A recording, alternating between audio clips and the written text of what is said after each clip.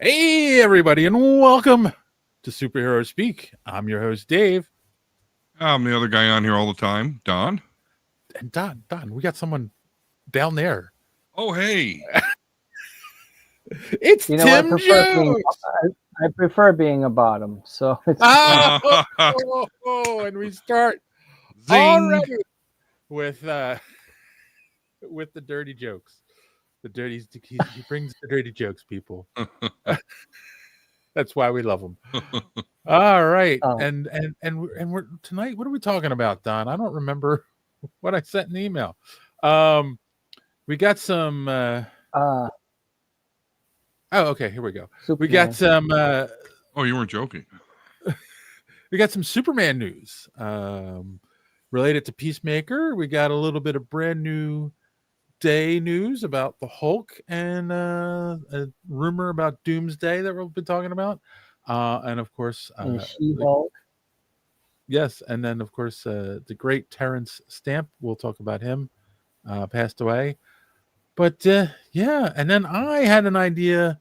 A bunch of new movies came out. We haven't done this in a while. We're going to talk about our top 3. Keep it to 3 because then we'll be here for hours. Superhero movie, or comic book or superhero movies, and we'll save that for the end. So sound like a good show, guys. We're gonna have fun. Yes, I like it. Okay, absolutely. how is everyone doing? Tim, we haven't talked to you in a while. What's new in your world? You were just at a big awards ceremony.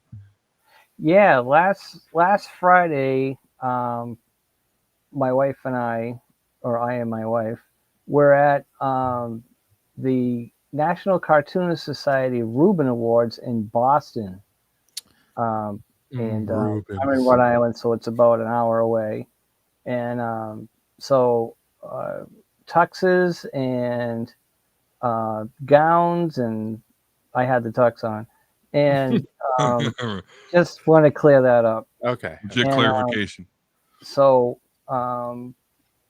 it was fantastic. I'm still recovering from it. It was, a $200 a plate.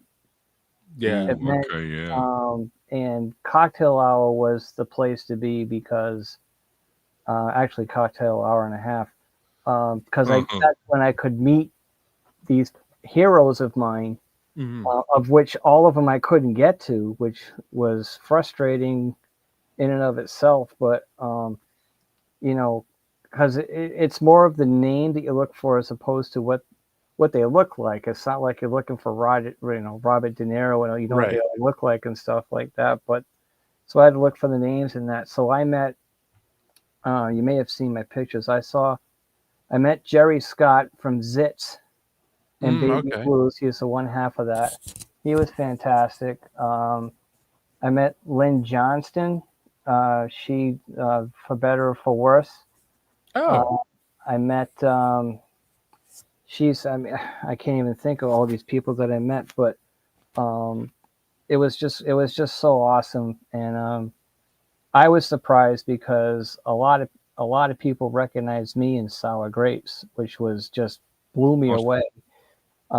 People are coming up to me, I've always wanted to meet you and stuff like that. So here I am at the next level of my illustrious career, getting that, because it used to be, who the fuck are you? But and that's my family. But been there. But no, it was just it was like being at the Oscars. It was just dinner and stage and huge screens and lots of fun, lots of photos. Almost all of the New England chapter. There's chapters in the National Cartoonist Society, so part of the New England chapter. So they were all there. We got to take group shots and stuff, and then there was a brunch the next morning, and I got to meet even more people. I met Brian Walker, Mort Walker's son, from Beetle Bailey. Oh, and that was one of my favorites. And I saw him go in the buffet line for the breakfast, and I was like, I'm gonna meet him before I leave. So I got in his way and almost made him spill his coffee, and got to talk with him, a picture. But what was really neat is he was there with his 2 sons, and all 3 of them work on the strip now. Oh, wow. It's really so they all write the gags, and the 2 sons, I think they draw it, and he helps draw it and stuff like that. So it's a family legacy for them, and I thought that was really cool. So all in all, oh, and Joe Staten, that did Dick Tracy and worked for Marvel and DC. Yeah. He's like 110. This guy. No, he was really cool. I've met him before, and they had these almost like free comic book day kind of comics out, but one was Dick Tracy, so I grabbed one, had him sign it, and we chatted for a while. He was there with his wife, and super nice guy. And so it was just the whole experience was just awesome. So that was the 79th anniversary. Next year's obviously the 80th, and it's in Ohio. And so I got to save my money. I really want to go to that one. You'll be crashing on Don's couch. I get it. Well, he said he had a blow-up mattress. I got a self blow up California king size that me and my wife use for camping. You know, we're not small people, so we have to make sure. And we both like sleep. I am 2 hours north of Columbus, but with that said, it's absolutely on the table. Okay. Hello, Christopher. I might look into that. You know, I don't. All I have is a blow-up doll, so I won't bring it. You know, not very comfortable to sleep on, but just the same. Oh, and if you're allergic to dogs and a cat, otherwise no other hazards. No, I'm not allergic. I have a big Great Pyrenees that is basically an area rug, so not a problem. Not a problem. But to round that off, it was a great experience, and I loved it. And you know, it's sad that it's all over, but you know, cool. It was fine. Next year you'll be nominated, though, right? I hope so. I really do. I've been submitting for, I don't know, a few years now. But with them, it's a little bit of a irking for me because you don't have to be a member to submit. And you also don't need to be a member to be at the rewards. So they're trying to get more people to join. Yeah. And so I get that, but it's kind of like, so you're competing against, you know, some guy from Slovakia, or something, you know, and or some woman, and you know, and people that win, you know, deserve it, and sometimes it's the same people getting nominated every year, which I get because that happens in the movies and TV and stuff, so that's fine. But you know, maybe someday they'll, you know, I'll have a chance to get in there and if be nominated, you know. If Don and I could vote for you, we would. Oh, that's nice. Thank you so much. That's 2. Well, and like you're saying that, like, they don't, you know, you don't even need to be part of the, you know, the society there. So yeah, that's like salt level of, like, you know, someone else winning the state lottery, but they don't live in, you know, the state. It's like, son of a bitch. Yeah, that's not fair. What the hell? Yeah, I mean, there's 2 guys from Rhode Island. It's me and Will Henry, who does Wallace the Brave, and I've known Will. I knew Will when, and you know, as far as I'm concerned, he's the next Calvin and Hobbes. I'm so proud of him. If you look at my pictures on there, he's like 6'7", so I'm like up to his crotch. So hugging's really difficult for him. Don't hug. No, I'm not hugging. And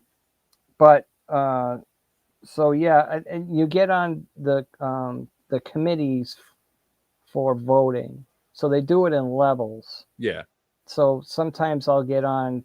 Of course, I can't get on the category of newspaper comic strip, but they have other categories. So New England chapter will get variety and newspaper panel. or something like that, or Right. webcomic. Webcomic is actually a category that, go figure. Um, and then it goes up to the next level, and then it goes on to almost like an executive level committee where nobody knows what they're voting on, you know. Right. So it's a process, and so it's not like the public votes, like popular votes like Right. you Right. see Right. in some of those award shows. So this is like, you know, the Academy voting and stuff like that. So Yeah. and you're not allowed to lobby.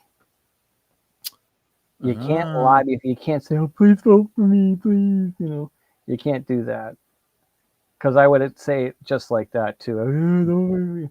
But make people feel sorry for me, which they normally do anyways. So That's sound like Don begging his wife. Uh, I know it, man. and how about you, sir? Don, how Yeah. are you? Yeah, we got to make a note, Dave. Whenever we do this segment where you ask how we're doing, start with me because following up Tim is it's just not going to happen. It's not going to be as good. Yeah, I mean, I'm doing okay, but like the wife's down in Dallas doing her massage therapist school thing. Ah. And like tonight is the very last night before the kids go back to school, so I'm just dealing with all that, Yeah. by myself, which, listen, I do. I do a lot of the things around here. Just not normally alone, I guess.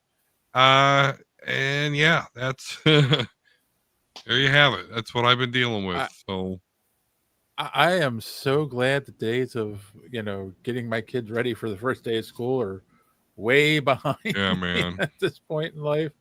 I have to get up at 6 as opposed to 7:50, which Fact, is 10 minutes before I have to log into work. the girlfriend took her one son up to school today because he has to work. He works at the school. He's like one of those Yeah. upperclassmen that like take the freshmen around and on the tour and everything, and do the tours for prospective students. And so yeah, he's like, it's funny because his classes start Monday, but he has to work tomorrow. So he was like, I got to go back. Um, yeah, I don't have anything going on. I started another painting. This one's actually kind of a project.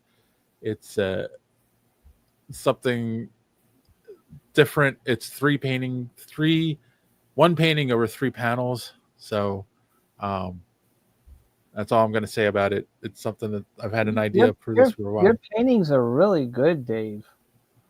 Oh, thanks. I see them on Facebook and stuff. And is it acrylic or is it oil? Oil. Actually, some of them are a mixture of acrylic and oil, but for the most part, it's oil. Oh, you're mixing shit. Damn, babe. I know you've been doing it. Yeah, I know you've been Like doing I posted the haunted house one that I did. So the Yeah. underpainting is all in gesso, which is an acrylic.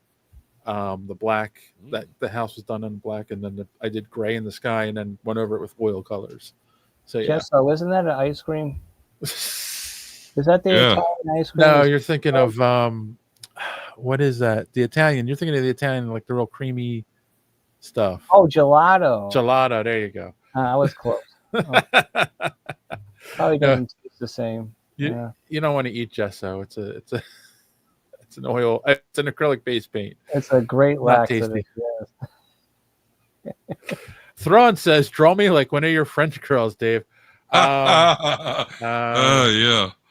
I date an Italian, not a French girl, so I don't know. Oh boy, we're on fire tonight here, even with the audience. Yeah, that's how we're all doing. I think. Oh wait, do we want to talk about the box office stuff? So this will tie into other stuff later on, but we've been talking about this. So Superman, as of this stream, is at 597 million. They might hit 600 before the it leaves theaters. Where is it streaming? HBO Max. Oh, So okay. Formerly Max. Just in I case didn't know you get that. confused. Okay. I didn't even know it was doing yes, well, we got an article about that, and we'll talk about that in a minute. And then currently, Fantastic Four, as of the stream, is at 471.7 million. So, it's doing okay. I don't know if it's going to do much better than that. It's which is a shame. Did you see Fantastic Four, Tim? Yes. I want to see it again and again and again and again. At least 4 times. Oh, okay. You know. I loved it. Just in real Yeah, it's a really good movie, but I just think after the last 2 Marvel movies, people are kind of like gun shy to go see it. So Yeah. Yeah, I agree, but I think they've pulled themselves out of their hips, so to speak. yeah, As my wife says, and I just loved it. I just felt so like Marvel's back, kind of thing, So a lot of Kirby references and just, it was just great. I think it worked too because it was in a different universe, so you didn't have to see 5 other Marvel movies to have this one make sense. Right. Yeah. So right. Based in the 60s, yeah. Yep. All right. Well, that being said, I bet you're all wondering where you can find more superhero speak. Yes. So here's our good friend Darth Don to tell you more. Darth Don here.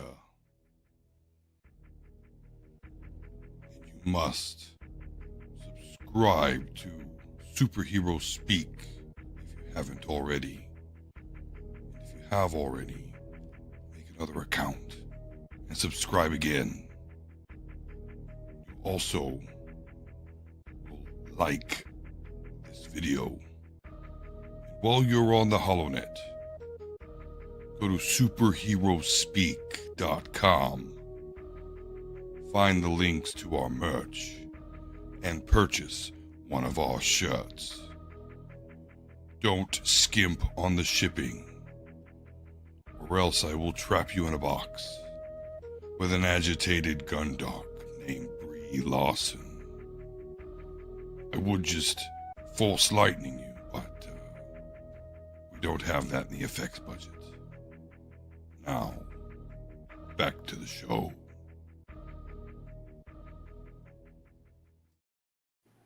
And speaking of merch, we are officially switched over to TeePublic. There should be links down below if you're watching us on YouTube, and go check it out. There's a much wider variety of things that you can buy now, not just t-shirts. We got buttons, stickers, hats, shorts, sweatshirts, all with our couple different designs. Oh wow, I could get some shorts. Yeah. Oh man, you can get a sweatshirt and shorts to wear to New York. Life will not be able to resist me anymore. Oh, I want to try and get a shirt I could wear it there, yeah, or a sweatshirt. That would be fun. Well, actually, it's funny because after we got it up and running, ordered a shirt for the girlfriend because she wanted. There's tie-dye options now too, which we didn't have on spring, and she loves tie-dye shirts. So she's like, "Oh, order me one." I'm like, "Oh, good. That's a test to see how long it takes." Yeah. And it shipped out in a couple days, so hopefully she will have it shortly, and we'll see how it looks. But yeah, so if you want to buy something, check out the links below. Cool. All right, let's get to the news. Okay, so the first thing that we were going to talk about, Terrence Stamp, and if those who are not familiar with him, he played General Zod in the original Superman movies, and I believe he was Jor-El on Smallville. And he passed away this past week at the age of 87. So, yeah, I mean, here's the funny thing. I know I've seen him in other movies and TV shows and stuff. The Phantom Menace, Chancellor Valorum. That's right. But see, I can only picture him as Zod. Like, isn't that weird? Well, no, it's not that weird because, like, he's like in his prime, and I just, and as a kid, like, that was probably one of the most seen Superman movies. It was always played on like some, I don't know, Chicago WGN 8 o'clock movie stuff, and and just who's nailed before Zod. I mean, it's just I still yell at the dogs every now and then about everyone looks at me weird, but it's cool, and it's actually one of the reasons I do enjoy Man of Steel with what is it guy Michael Shannon when he plays Zod. I think he brings this the energy, the Terrence Stamp Zod energy. So I think that's one of the reasons I like that movie a whole lot more than everyone else seemed to. But yeah, it's just and then yeah, I don't know. He's in Star Wars. I mean, he's good there. It's awesome. It's great to see him. But it's not his prime. So yeah, I don't know. The Zod character really stuck. When you thought of this dude, everything else just seemed like a what do they call it, Easter egg or something. Oh hey, there's General Zod in this movie. And was he not in one of the Star Treks as well? I mean, it wasn't everybody. I mean, I'm not much of a Trekkie, so. I want to say I saw him in a haunted house movie or something. Like, was he? Haunted Mansion. Yeah, was he in Haunted Mansion? Yes. What was he, the butler or something? Or something like that. He was. I'm not sure. I just pulled up his movie list. That's why I was. Yeah, he was. The new one, not. Or was he in Eddie Murphy's one? 2003. So Eddie Murphy. Yeah. Okay. I knew. I saw him there. Yeah. That's right. He was in Yes Man. He was the guru. Saying you always have to say yes. So yeah, he's been in a lot of things. It's funny. I didn't know he was 87. Yeah. Wow. So it's a shame. He will be missed. Yeah. Yeah, definitely. Yes. All right. Now that I brought the whole room down, let's Hey, listen, the Greeks used to do that. You go with the tragedy, then you end with the comedy. So good. Oh, well, this whole podcast is a tragedy, so I'm not sure that it is, but hey, we're like cockroaches. We survive. Right. We got our 60K subscribers, so hey. Yeah. Oh yeah, we hit 60,000 today, actually. Lest we forget. Yeah. Wow. Remember, I want to be mad. I want to try to get to 100K before Comic-Con because I really want to, kind of like whip the dick out with that. But I'll do it with, 60 or 70K. I just want the silver play button. That's what you get at 100. Right. Put it in your background there. Yeah. Absolutely. All right. So we had mentioned that Superman is already on streaming, and the reason that they're already on streaming is interesting. So in a recent interview, James Gunn came out and was like, yeah, I wanted it to be on streaming before Peacemaker came out, and I didn't realize. He's like, I thought it was coming out in September and didn't realize it was actually coming out in August. It's like, you're the guy. You're the DC guy. This is your baby. Like, why? Because he's like, I wanted to make sure everyone had a chance to see Superman before Peacemaker season 2. And I'm like, really? I don't know. Like, I found that odd because then he also followed it up with Peacemaker season 2. Obviously, like season 1 is not meant for young viewers, where Superman is meant for everyone. So it's like, well, then why do you care? Yeah, I mean, how important must that little snippet of Peacemaker be from the Superman movie? Like, for it to be like that, man, this is where I get worried. The whole Peacemaker still canon thing. Go ahead. I don't want to interrupt your flow there. No. That's fine. Because they released that we saw in the trailer that Green Lantern. I was about to say Green Goblin, Green Lantern, and what's her face, Hawk Girl are in Peacemaker season 2. So yeah, like, does he thought you had to see Superman so you could understand why they're in this movie or why they're in the show, but he didn't explain why they were in the movie. I didn't know they were in the show. That's cool. It's just a scene where he's trying to join like the Justice Gang, as they call them in the movie. Yeah, and he's in like an interrogation type room, and they're interviewing him, and there's a soundboard, and James Gunn's brother, what's his name? Sean Gunn. He plays Maxwell Lord, and Maxwell Lord is like conducting the interview, and they have a little like switch to turn the microphone on and off, and they hit the switch, and they're like saying that he's a dick and all this stuff, and he's like, I can hear you guys. So yeah, but that's kind of that's why Mr. Gunn can't keep his release date straight. He's too busy casting his wife and brother in movies, apparently. Jeez, I forgot all about that. I knew his wife was in Peacemaker, so I'm like, oh, that's going to be going on forever. That's probably why it still exists. I forgot. Yeah, and then his brother was in Guardians of the Galaxy. Man, I wish I was his brother. Yeah, just like Sam Raimi's brother. He's been like in everything that he's filmed. Yeah. Why don't we have famous brothers who can put us in things? Yeah, I don't know, man. Sure would help. It makes sense to me for some reason that he wants people to see Superman and going about it reaching a different audience. People that don't go to the movies theaters, want to wait till it comes out, so now they don't have to. It's already here, but it is kind of weird that he wants to do it before Peacemaker. But yeah, I'm good with it either way. So not that anyone cares, but it's good. I think it's good. No, we loved Superman. Thrawn says no disparaging 10 Raimi talk here. Okay, Thrawn. I'm sorry. Yeah, no. Yeah, I like Superman a lot. Yeah, I think it was awesome. It was great.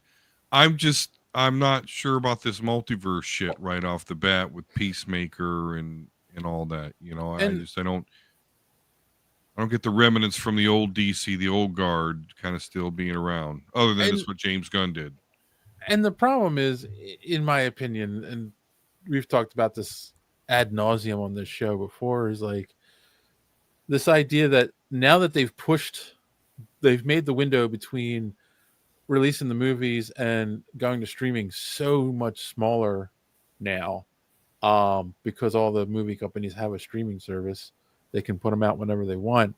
Yeah, there are more and more people that are just like, I'll just wait till it goes on streaming, but they're not making the money on streaming like they would if they kept it in the theater longer, because more people would be like, oh, if I want to see it, yeah, I don't know. I think that they made their money by now. I mean, I kind of get that, because I think that culture is already established. You're excited, you want to go see it in the movie, or you're going to wait for it. And the excited, I'm going to go see it at the movies, people do it within the first 2, 3, 4 weeks. So I understand their decision to say, we're not pilfering. Anyone that goes to the theater now to see it just wants to see it in the theater. They're going to do it anyway. So let's, bolster the popularity for our streaming service. I get that. And okay, I mean, we're all of us here are of a certain age, and but you remember when you were young, and I'm sure this is a culture shift thing, but it bothers me. Like when you were young, you were hanging out with your friends and on a Friday night, you're like, oh, what are we going to do? And it's like, oh, well, this is still in the theater, so let's go see this, because maybe you hadn't seen it yet. Or, you've been talking to a girl and you finally got her to say, yeah, well, I'll go out with you Friday night. And it's like, you don't know what you're going to see. So you're like, oh, Superman's still in the theater, so let's go see that. Where like, now it's like, oh, what are you going to, it's now on HBO Max. You're going to come over to my house and watch it on HBO Max? No, that's no fun. Do kids not go out anymore? I guess that's my question. No, they don't. I think they're home with the VR, or they're home with the video game. Roblox, you're right. The Snapchats. Yeah, the whole thing. Snapchats. Ooh. Shit, yeah. I think I'm older than both of you put together, but I think I remember going to the movies and hanging out, and and before cable, and all that stuff. And See, to this day, I love going to the movies. I always go on the opening weekend and stuff. Yeah, me too. and I'm of the age where I was big into video games when I was younger. So, Hmm. yeah, I like to go to the movies to see the Star Wars and the Transformers and the Masters of the Universe and the Ninja Turtles and the Batmans, hell yeah. But when it comes to just, hey, I want to go hang out at the movies, like, no, dude, we want to go play this Nintendo or Super Nintendo game or do some D&D or, so I'm of that, I'm kind of that age where, like, okay, if I went to the mall, it's because I went to the arcade to play some fucking video games. Like, I didn't want to just walk around and shop and certainly because of my hobbies and I never got a chance to, like, oh, you want to walk around the mall with a girl? Like, no girls were looking to walk around the mall with me. So I was more of a shut-in probably, and I really only went to the movies and the mall and stuff like that for like some dorky purpose. So with that said, I guess that's why I love like the whole, like, okay, a movie comes out, but you can, a couple months you can see it on streaming and you wait for that. But at the same time, I saw Superman twice, all the Star Wars I see multiple times. Like, there's just certain movies that I go to, but it's always purposeful and it's never really a social thing. I mean, the one time I can think of that I think I did have a girl go with me, I think it was to see the Titanic. Super lame. I at least she kind of rubbed me in a funny place. That kind of made that I'm not going to go into detail. TMI, just that much. Yeah. But anyway, it's a dumb Move the fucking popcorn movie, out of the way real quick. Oh, right. yeah. Oh, look at that. You put a hole in the bottom of the popcorn bucket. Oh, There's no, a pretzel in there. Yeah. So there you have it. Now that I've taken it too far. Careful with that hot butter. Right. I remember seeing Return of the Jedi in the movie theater with like 500 people, and that's when movie theaters were huge, and there were people sitting in the aisle because there were no seats and stuff like that, waiting in line forever. But that's, like I said, that's before cable. So if you wanted to see a movie, you had to go to the movie theater. Nowadays you can see it in a number of different ways. Yeah. So, But I remember, man, way back when Phantom Menace came out, like, it was like 2 years between it was in theaters. And I remember this was the strangest thing ever. I don't know why they did this. DVDs were a thing. They were new, but they were a thing. But that shit, it came out on VHS only. I had to buy a VHS of the Phantom Menace. It's the last Star Wars VHS I ever owned. And then a year after that, it came with the DVD. That was what, 1999? Yeah, it was 99, 2000. It was like 2000. I'm telling you, it was almost like 2001 before I could get my hands on a home copy of the Phantom Menace. And I mean, I love the movie still today, but I was super into it back in the day. I'm trying to remember the first movie I owned on DVD. I think it was The Matrix. Mine was Blade. So look at that. Trench coat, monochromatic trench coat movie. All right. I knew we were brothers from another mother. Oh, exactly. Same birthday, all that. Yep. So I think mine was Harry Potter. Oh wow. Okay. You were I'm late to thinking the way at back. home. Because my first was born in 99. Child. yeah. And clarify that. And yeah, so I think My first clone was 200 years ago. I cloned my kids. Thank you. Somehow Tim Jones returned. Yep. Let's not go there. Let's not go there. That's terrible. Like a library book I was returned. Yeah.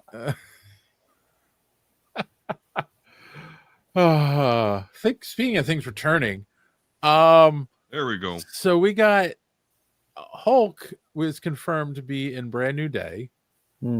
They're saying that he's also going to be in Doomsday as well, and that the version of Hulk.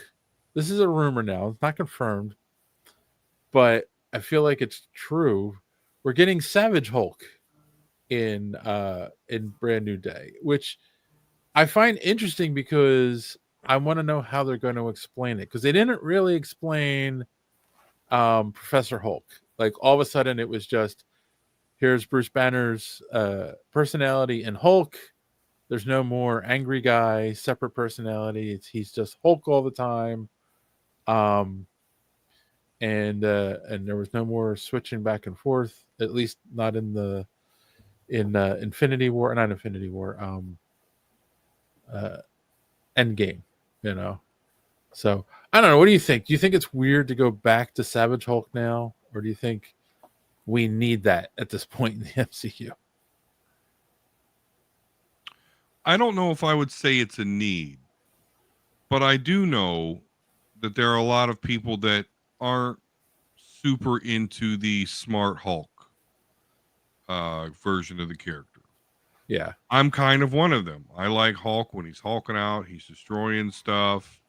He's barely considered an ally. It's like, what is he going to do? So, and I think that, Marvel is hearing those calls.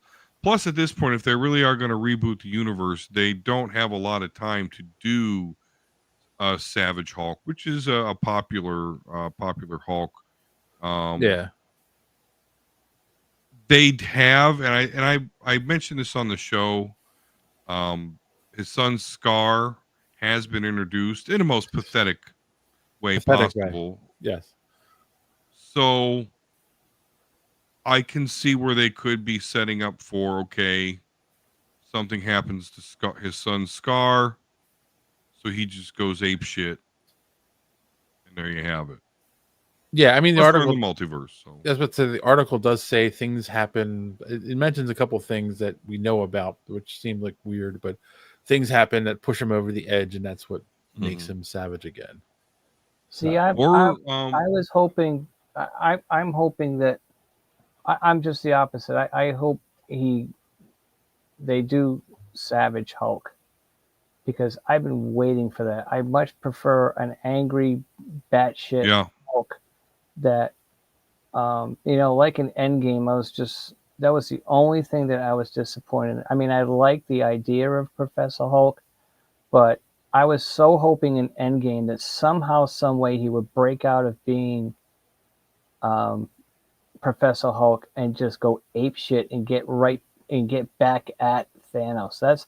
That was the retribution moment that I was hoping for, because Thanos beat the shit out of him before in Infinity War. So this I was just and I don't mean to go on a tangent, but remember in Age of Ultron, I think it was Age of Ultron, where Scarlet Witch was able to get into people's heads. Yep. And she got into Hulk's head and made him really batshit.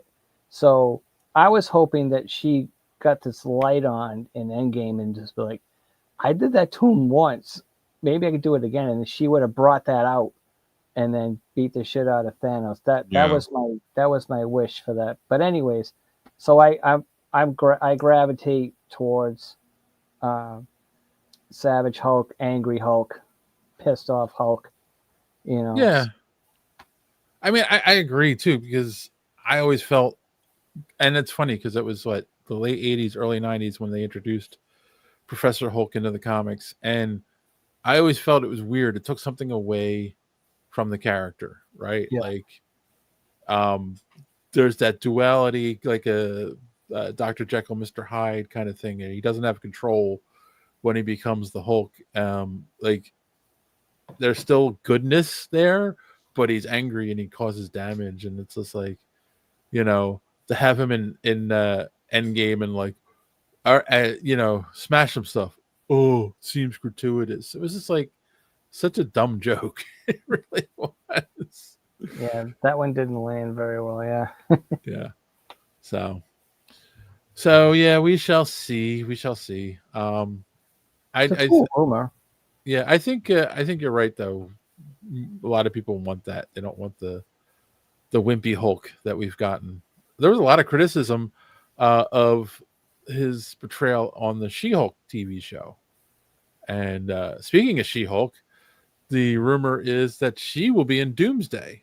That we don't know. There's not a lot of details about it, just that she will be present. I kind of feel like they're going to throw.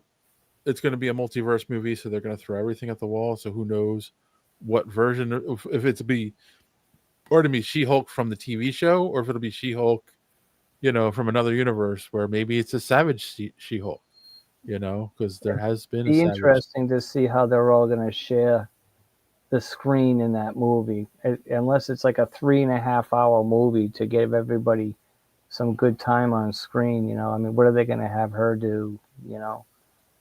Just another add-on character. There's so many. They showed all the chairs in that. Yeah.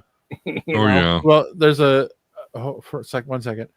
Hello, Anthony. Thank you for subscribing. Yeah, man. Thanks. There's a rumor that on the 27th, what's today, the 20th, that they are going to release another list of people that are going to be in the movie. Another list? Yeah, like. Oh, you didn't know? Oh, yeah. Yeah, they only showed the people like they had signed at that time. Yeah. But yeah, then they knew other people are coming. Oh yeah, we got more directors' chairs and names coming. There's a consistent rumor. Apparently, it's been verified that Hugh Jackman and Ryan Reynolds are going to be in it as Deadpool and Wolverine. So absolutely, of course. Yeah. I thought I saw a picture of Doom and Deadpool lying down. In one of the supposed sneak shots of the set. I could have sworn I saw that, but maybe it's just me. So that would be cool. Yeah. Be humping the ground. Actually, I have a question here from Anthony. Ooh, awesome. What are you guys' predictions on what the Superman saga is going to be within the Gods and Monsters phase of the DCU? Okay, and do you guys blame the low performance of the past few blockbuster movies more than the movies not being good, or the studio's conditioning phase can wait till streaming, or a mixture of both? We were just talking about that. I think it is a mixture of the movies go out on streaming much faster now, so not as a lot of people say I will wait. I think with Marvel, there is Marvel fatigue, and the last couple of movies stuff hasn't been impressive. They've been focusing on the wrong characters. Yeah, even though Fantastic Four was a fantastic movie, pun not intended. The previous two movies were like blah. Prediction for Superman saga. That's a good one. I'm not sure, because they are actually working on the next movie already, from my understanding. Like Superman 2 has already been greenlit, and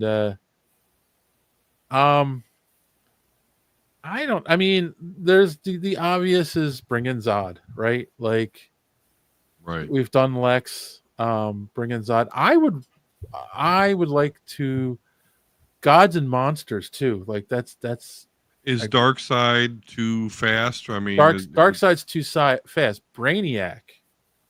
They have yet to do Brainiac. Yes, I think that would be a better one. Yeah, in my opinion. IMO, as they say. Yeah. I think you go Brainiac because he fits into the concept of Gods and Monsters too, as well. I feel. Right. And yeah, I mean, and there's.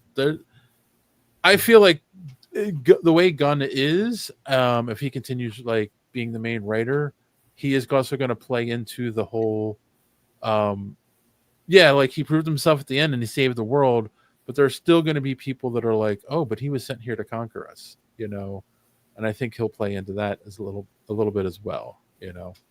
Is Superman a god or a monster? Well, the general populace of the DC universe turns pretty quick anyway. So yeah, they did, at least in that movie. Yeah, so cool. Good question, Anthony. Welcome. All right, let's move on to our main topic that we came here to discuss. I said so. We got the DCU relaunched. We got or DCU launched. We got a bunch of movies since we've done this. We've done this on the show before, but it's been a while since we've done it. And here's the thing, and I mentioned this to you guys in the chat, our chat that we have going, that I've been thinking about this a lot. Like, how do you rate? And I'm not doing it right now. I want to come up with something down the road. Don, you and I, maybe we could put on the website. How do you rate movies in a way that isn't as subjective as just being like, oh, I like this movie, I don't like this movie, and like coming up with rules on what makes it a good movie versus a bad movie. And I have my rules. One of the things I kind of stick to a lot when we review movies is, how many movies did you have to see for the plot of this to make sense? If this movie can stand on its own and it works without having to have seen 5 other MCU movies before you got to Endgame, then there you go. That's a that gets a point. But yet, if I've had to see 5 movies, it loses points for that. And then, do you need to see the origin to understand the character? I think you don't anymore. So like that wouldn't count. And then what was the other thing? Oh, does the hero kill the villain? We've had that in so many movies. Does the main villain live at the end to come back, or is he killed? Or is the villain just a carbon copy of the hero? Of the hero? That's the MCU formula.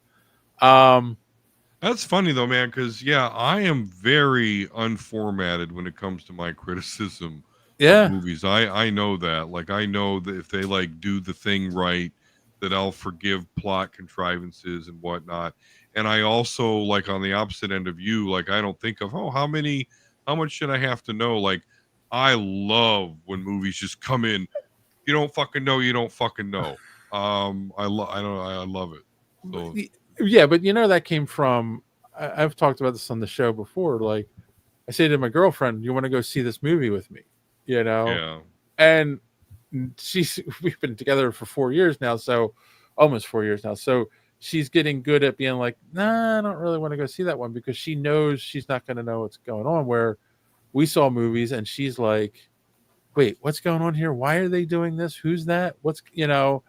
And it's confusing, that was the other thing. I feel like movies, even though we're comic book fans and we get it, I feel like when they do the shortcut, like, oh, everyone knows who Guy Gardner is. Yeah. It's like, and it worked with Superman, but I think when they have done that in a lot of comic book movies where they throw a character in that comic book fans love, and you're kind of like supposed to know who this is, and sometimes it falls flat if you're not a comic book fan. So anyway, these were thoughts I was having. So I was like, oh well, let's just do this. Let's. Well, you're nicer than me though, Dave, because I'll be like, hey, wife, you just sat there and watched Love Is Blind for 3 hours. You can come sit here and watch a superhero movie with me. Yeah.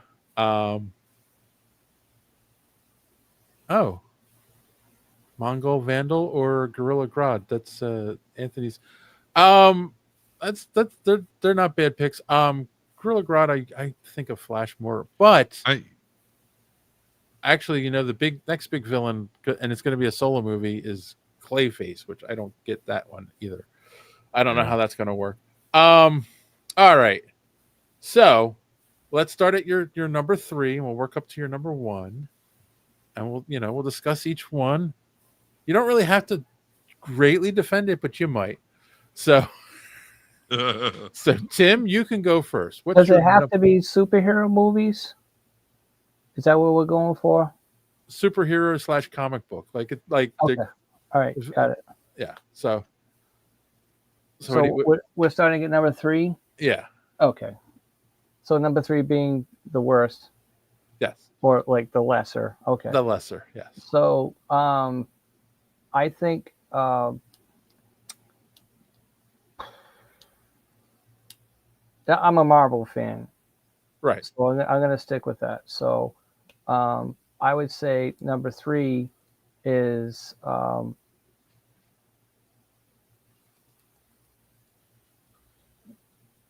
I'm going to go with the Infinity Saga, because that was my favorite, the whole 11 years of it or whatever. So out of those, I liked Age of Ultron.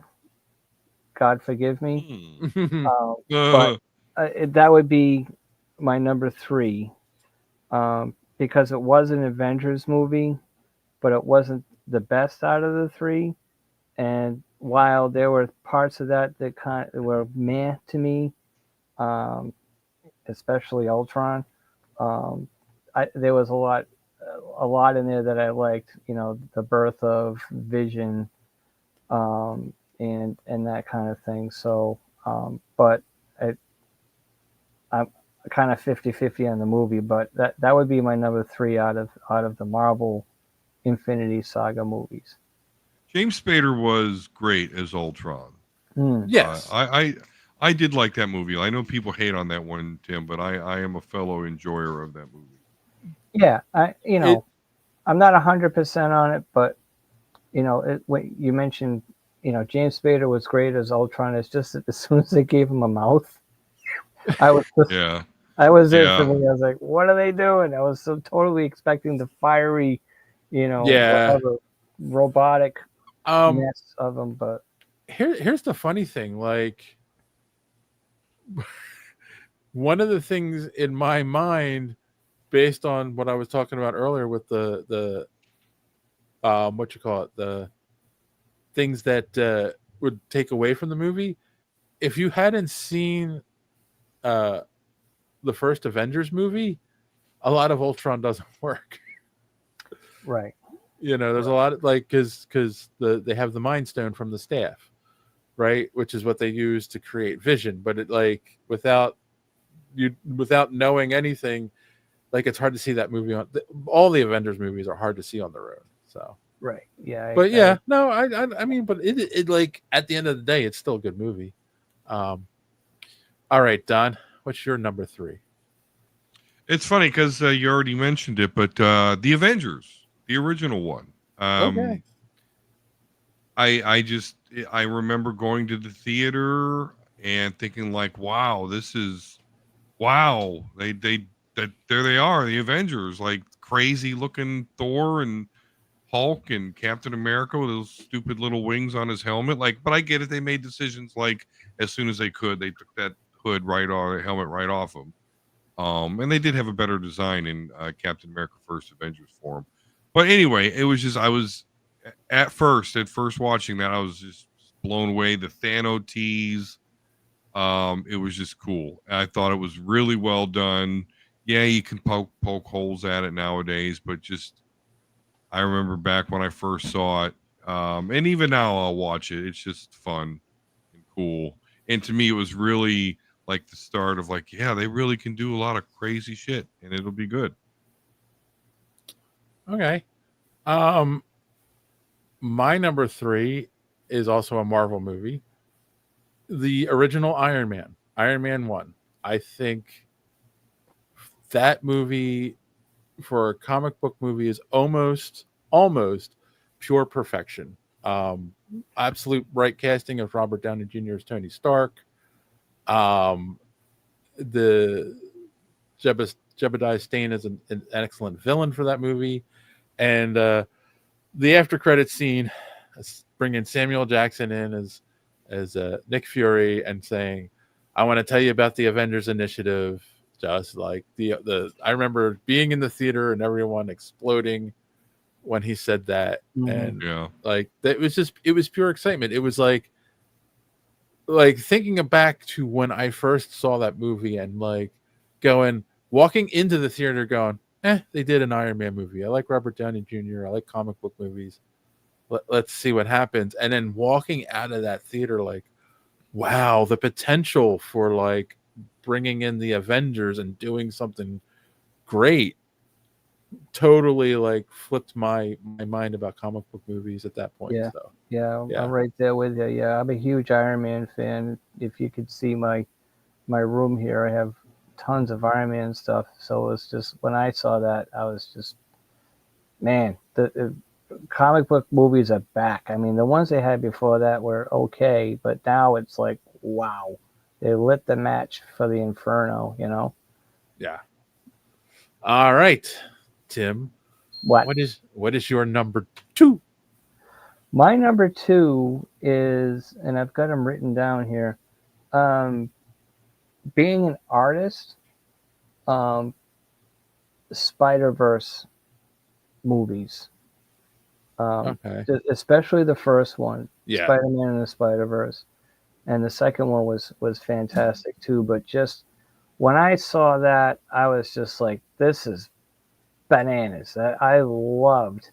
I'm sitting back, and I had to watch that like 3 times. I'm just sitting, like I said, just being an artist. It was so well. I can't even say enough. I think it was either nominated for an Oscar or it won one of the two, and it was just phenomenal. I they did stuff on that screen that I never thought possible, and combining a bunch of different styles, especially making it look like a comic book, and then adding all the other stuff to it.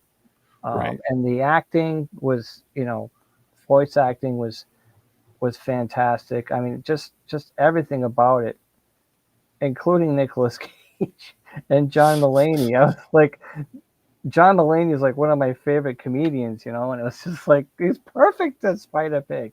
So it was just or Spider Ham, and it was just Yes. fantastic. So that's and like I said, the second one is great too. And I think they're coming out with a third one, if I'm not mistaken. Yes. Yes, they Yeah, are. that would be my solid number two. Yeah, Cool. they did a And solid. then yeah. And Don, do you have a solid number two, or are you kind of runny? No, this is totally Metamucil solid. Wow. Um, so my number two, coincidentally enough, is the second of a trilogy, and that's going to be The Dark Knight. Um, I'm not a huge DC fan. I'm not even a big Batman fan. That's my brother Volsker.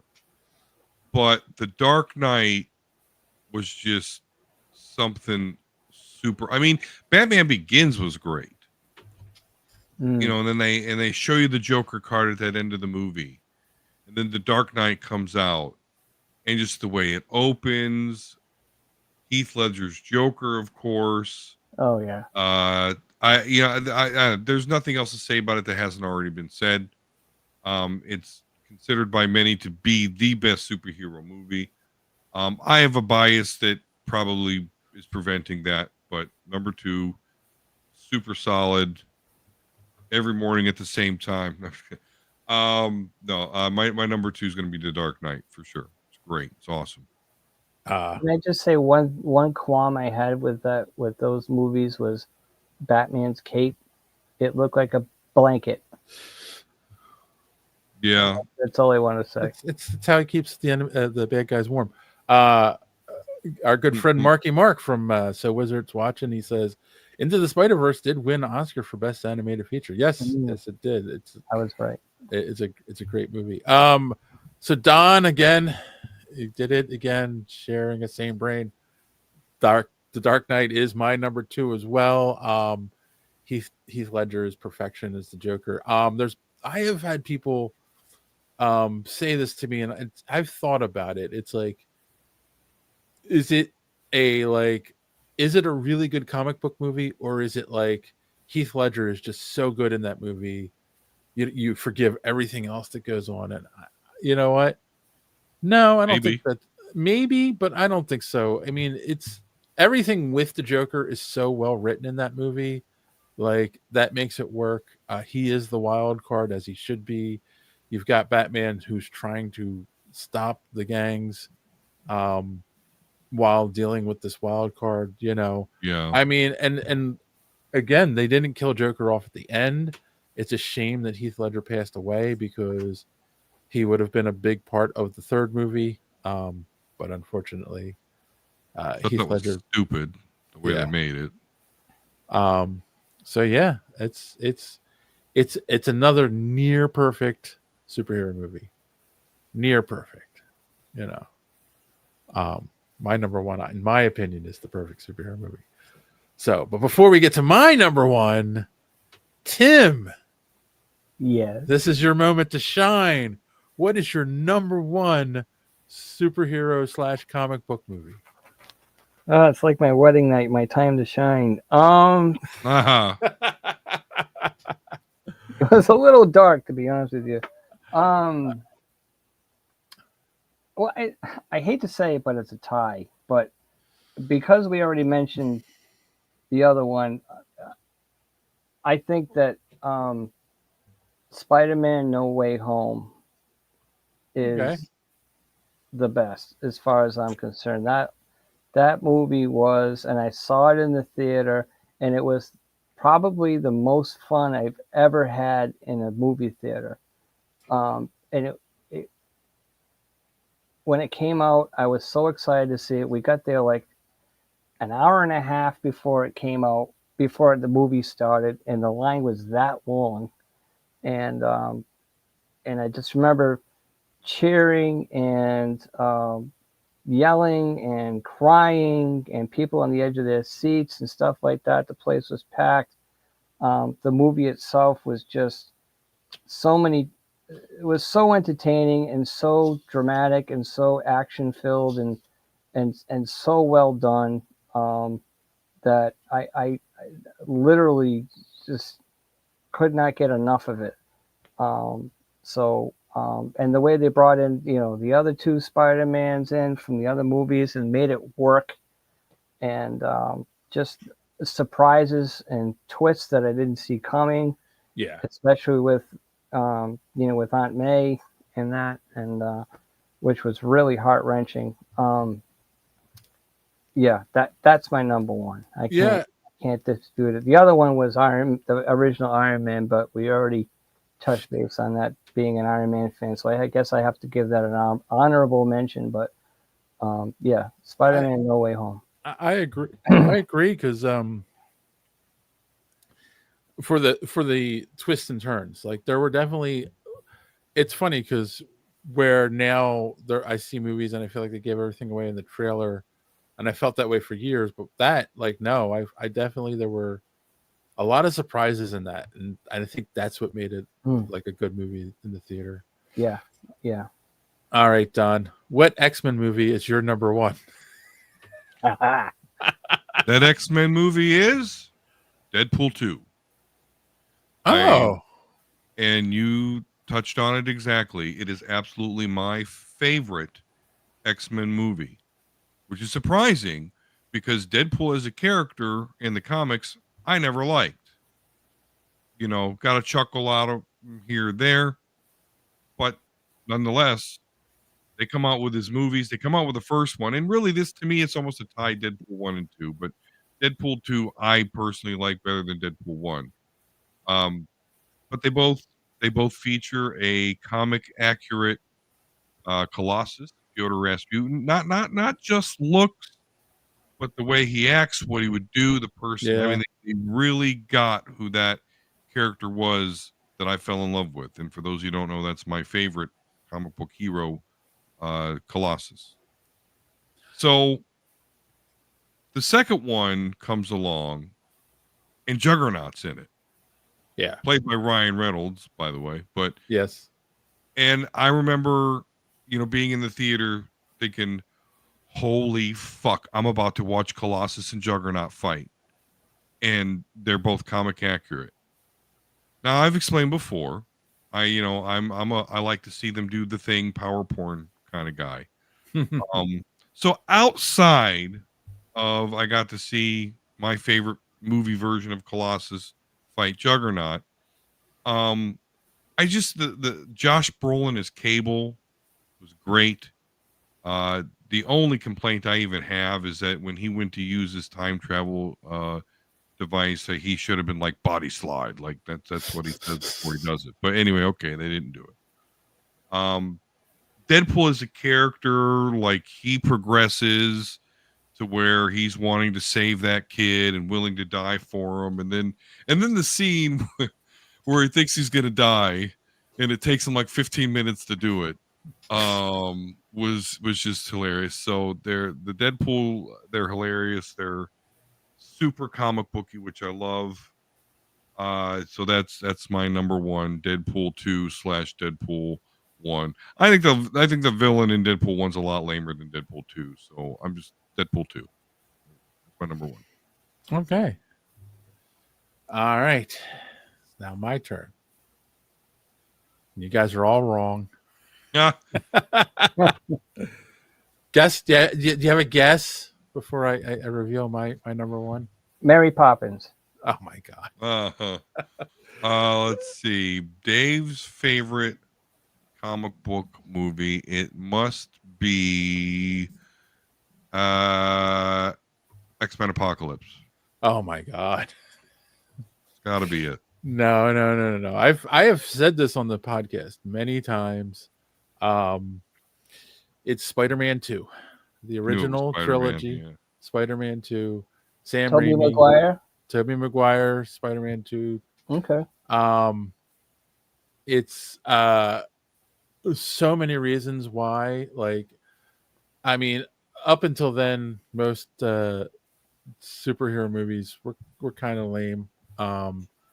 And don't get me wrong, I love the original Spider-Man movie, but there were definitely issues with it, especially the Power Ranger Green Goblin.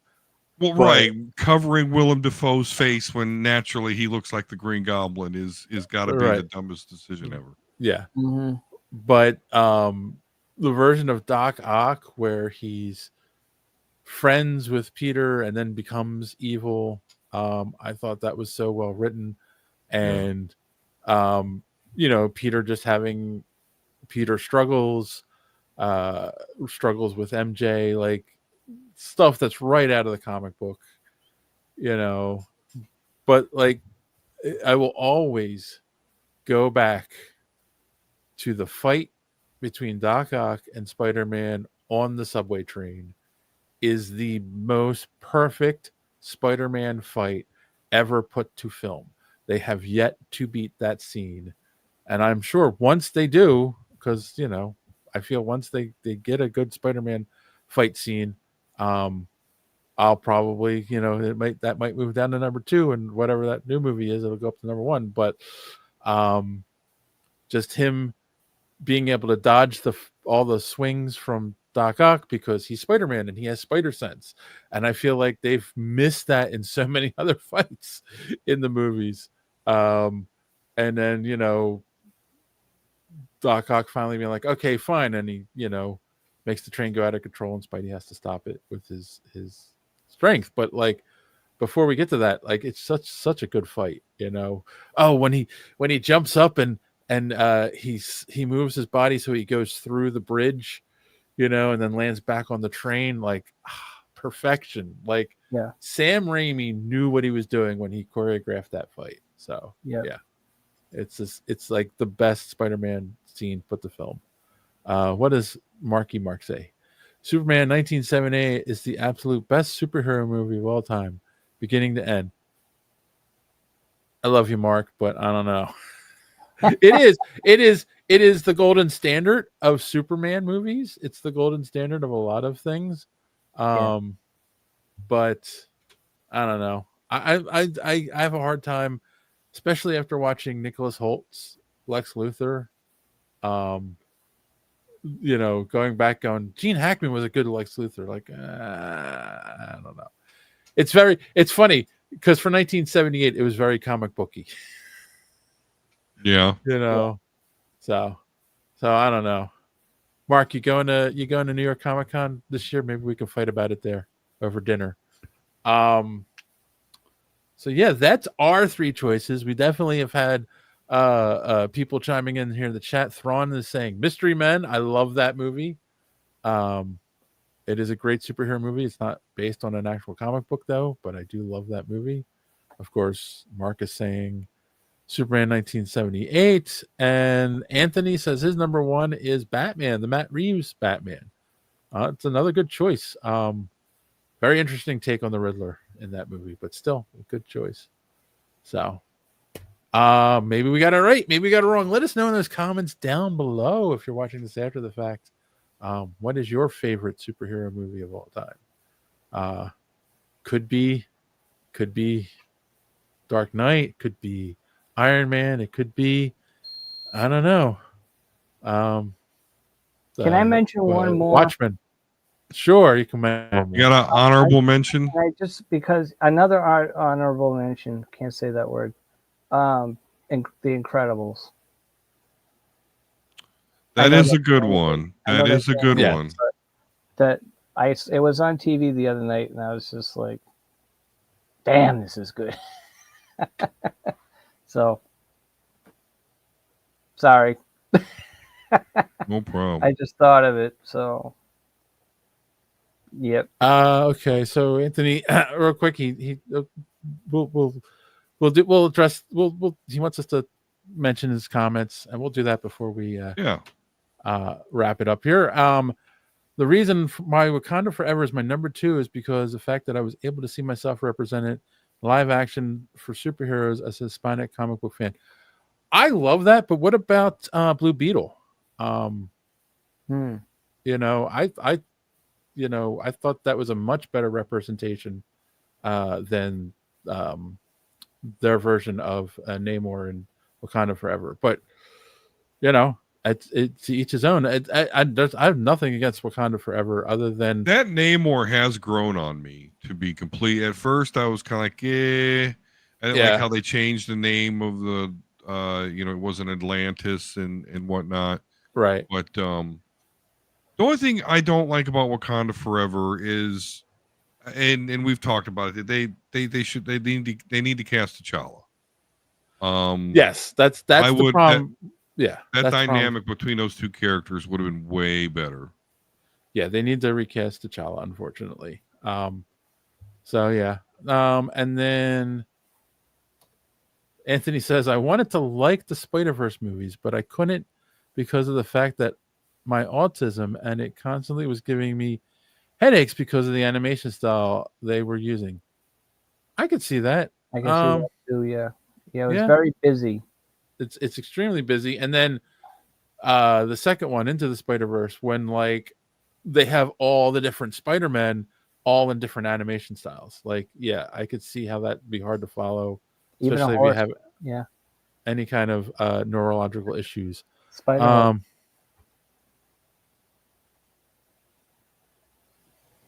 Oh, Tim has the right idea. Next time, best comic movie not based on a comic. All right. Does Buckaroo Banzai in the 8th Dimension count?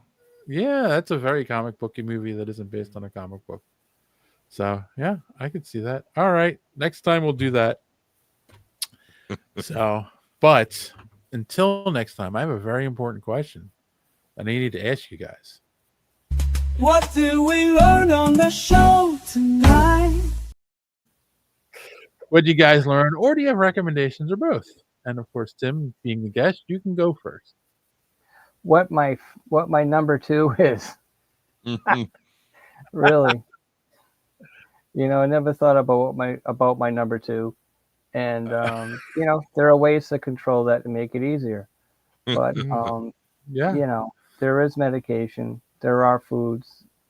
So that would be what I learned. Coffee helps. Yeah, coffee. I started the new mushroom coffee. On Monday. I got the Rise stuff. RYZE. Okay. It's got like 6 different mushrooms in there. Surprisingly, it doesn't taste like mushrooms. Is that because you want to be a fun guy? Yes. And very phallic, actually. It's a phallic coffee. Is that your recommendation? Mushroom coffee? Yes, and that could be my recommendation too. Yes, I've been on it for 3 days since I started it Monday. Comes in a little. You can get like these huge kits and stuff, but Mhm. I got the little pouch, and I'm gonna finish the pouch. Let me rephrase that. I'm gonna finish it and see what happens. You know, it's supposed to be for gut health and Yes. all kinds of stuff, and um, so that I would recommend that. And so far so good. It's really tasty too. It's not, like I said, it doesn't taste like a mushroom. I mean, it's good, like a little bit of sweet coffee to it and stuff. And you know, we'll see All what right. happens. I'll be a different person by New York Comic Con. Maybe you'll be 6 inches taller. Who knows? 6 inches somehow. All You right. know, Well, let's slide past that. where I comment. come from, they measure across, but we won't get into that. All right, Don. All right, Don. What do you got for us? I learned by our new commenter Anthony here, because his number 3 pick was Iron Man 2. So because of that, I learned that I'm not the only one that appreciates Iron Man 2. The first one is great, but there's just something about Iron Man 2. I don't know if it was just the time in my life at that time. I don't know, but I just really like that movie. I mean, it's actually a really good progression for the Tony Stark character, going from that lone gun to somebody that could end up in the Avengers. I don't know, I just enjoy it. First appearance of Black Widow, and all that stuff. So I don't know, good stuff. All And right. so I learned this. I'm not the only one that likes it. I'll give you Black Widow and the suitcase suit. I thought that. Yes, the suitcase suit was awesome. Yep. And I don't have nothing to recommend because I don't watch shit, I guess, apparently anymore. All right. I learned that we have a great new fan, Anthony. Thank you for watching. Make sure you tell all your friends or your enemies. Depends on how you feel. Tell them all. We need more subscribers. I'd like Yeah. 100K by Comic Bonds. So I don't care. Comic downvote all you want. Just subscribe to us, please. Thank you. 40,000 to go in Right. in about a month and a half. Let's see. You're gonna get there. I learned that yeah, this is everyone's got different tastes when it comes to comic book movies, and that's okay. It's all right to be different and have different tastes. We can all get along and work together in harmony. Right. Or some bullshit. Recommendations. I am going to recommend, because I believe it comes out this week, Peacemaker season 2. I believe it comes out tomorrow. So you should go check out the first episode, because that is what Donnie and I will be talking about on Sunday night, because nothing else is really going on right now, unless they announce a bunch of cast members for Doomsday, which I doubt. We'll get that before then. So, all right. And on that note, boys and girls, as always, thanks for watching. Don't let your cape caught in the door. See you next time.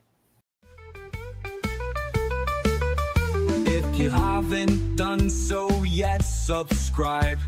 It really keeps this podcast alive. Smash the like button if you please. It gives us what we need. Maybe leave a comment or two. It's a really nice thing to do. And what are you waiting for? Visit